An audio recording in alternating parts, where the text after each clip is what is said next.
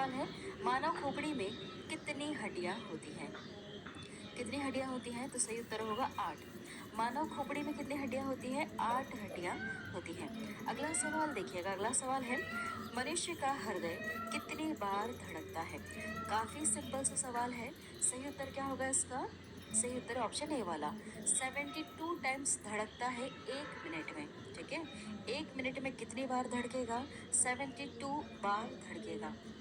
अगला सवाल है, स्वस्थ मनुष्य की श्वसन दर लगभग कितनी है? कितनी है? तो सही उत्तर होगा 16 से 18 बार है। स्वस्थ मनुष्य की श्वसन दर कितनी है? 16 से 18 बार है। अगला सवाल है, मस्तिष्क का वजन कितना होता है? कितना होता है? सही उत्तर क्या होगा इसका? ऑप्शन डी वाला, 1350 से लेकर 1400 ग्राम इतना मस्तिष्क का वजन होता है। ठीक है, मनुष्य की बात करें हम, कितना वजन होता है? तो 1350 से लेकर 1400 ग्राम तक वजन होता है।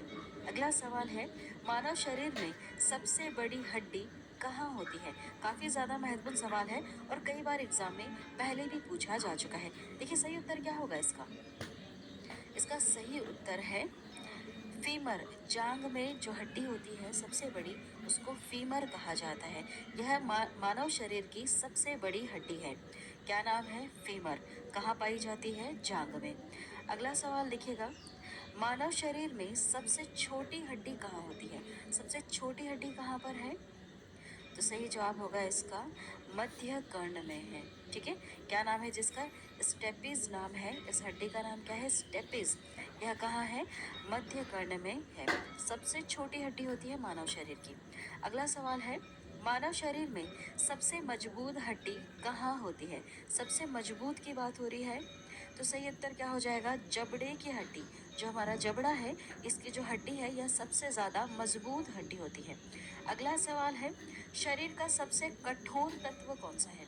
सबसे कठोर तत्व की बात हो रही है, तो सही जवाब होगा एनामिल। एनामिल सबसे कठोर तत्व है। अगला सवाल है, मनुष्य के सौंदर्य का अध्ययन क्या कहलाता है? बहुत सारे अध्ययनों का अलग अलग नाम है, तो मनुष्य के सौंदर्य का अध्ययन क्या कहलाता है? सही जवाब क्या होगा इसमें से? सही जवाब है ऑप्शन सी वाला, कैलोलॉजी। नाम है कैलोलॉजी। यह मनुष्य के सौंदर्य का अध्ययन कहलाता है, कैलोलॉजी। अगला सवाल है, सामान्य मनुष्य का रक्तचाप कितना होता है? यह सवाल काफी ज्यादा महत्वपूर्ण है। सही उत्तर क्या होगा इसका? ऑप्शन सी वाला, 120 पर 80 मिलीमीटर। सामान्य मनुष्य का रक्तचाप कितना होना चाहिए? 120 पर 80 मिलीमीटर। अगला सवाल है, शरीर में रक्त परिभ्रमण में कितना समय लगता है? कितना समय लगता है? तो सही उत्तर होगा 23 सेकंड्स लगते हैं। शरीर में रक्त परिभ्रमण करने में कितना समय लगता है? 23 सेकंड लगता है। ठीक है, अगला सवाल देखिएगा, मानव शरीर में जल की मात्रा कितनी होती है? कितनी होती है? तो सही उत्तर होगा इसका ऑप्शन ए वाला, 65 से लेकर 80% मानव शरीर में जल की मात्रा होती है। याद रखिएगा, यह सवाल भी कई बार एग्जाम में पूछा जा चुका है कि मानव शरीर में जल की मात्रा कितनी होती है? कितनी होती है? सही उत्तर हो जाएगा 65 से लेकर 80% तक होती है। अगला सवाल है, रक्त की मात्रा शरीर के भार का कितना प्रतिशत होता है? कुछ इस तरह से सवाल पूछा है आपसे कि रक्त की जो मात्रा है, यह शरीर के भार का कितना प्रतिशत होता है? सही उत्तर क्या हो जाएगा इसका? इसका सही उत्तर है 7% होता है। कितना होता है? 7% होता है। अगला सवाल है, मनुष्य में रक्त की मात्रा कितनी होती है? उसके शरीर में रक्त की मात्रा कितनी होती है? तो 5 से लेकर 6 लीटर तक होती है। ठीक, अगला सवाल है, मानव रक्त क्षारीय का पीएच मान कितना होता है? कितना होता है? याद रखिएगा, सही उत्तर है इसका 7.4 पीएच मान होता है।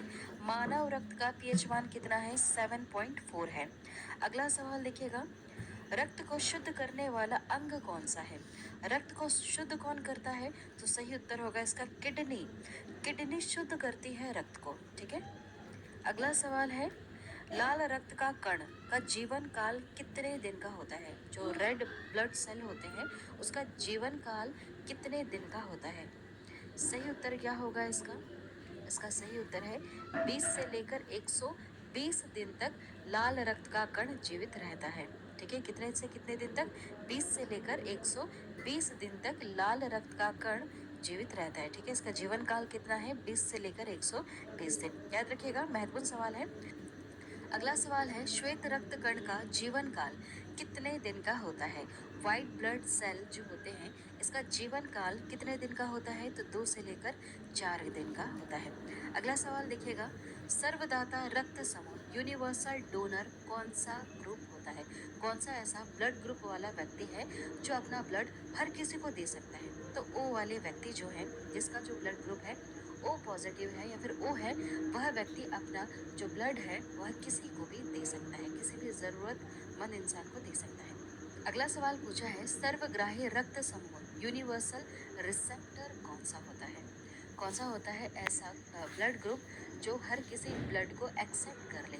ऐसा व्यक्ति जिसका ब्लड ग्रुप अगर ए बी है तो वह व्यक्ति किसी भी ब्लड को ग्रुप वाले व्यक्ति का ब्लड अपने में एक्सेप्ट कर सकता है। मतलब रिक्वेस्ट है, फ्री ऑनलाइन क्लासेस देखने के लिए हमारे इस चैनल का भी सब्सक्राइब करें और बेल नोटिफिकेशन